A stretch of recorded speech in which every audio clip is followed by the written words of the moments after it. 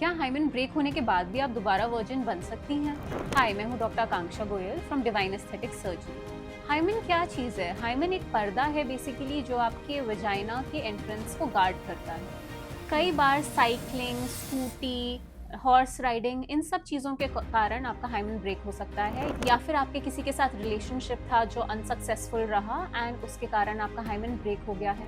And अब आपके दिमाग में बहुत ज़्यादा टेंशन है कि because of the cultural expectations आपके शादी के बाद क्या होगा, हस्बैंड को क्या बोलेंगे, एक्सेट्रा। ऐसे सिचुएशन में हमारे पास एक टू फ्लैप टेक्निक है हाइमेनोप्लास्टी करने की, जिससे कि 98 to 99% women they say that they do get bleeding on the first time of their intercourse. इसको हम बोलते हैं वर्जिन रेस्टोरेशन सर्जरी। इसको आपको सुन करके अराउंड हाफ एन आवर में किया जा सकता है और आप आधे घंटे बाद घर जा सकते हैं। कोई आपको नाइट स्टे हॉस्पिटल में ज़रूरत नहीं है, कोई बेहोशी की ज़रूरत नहीं है।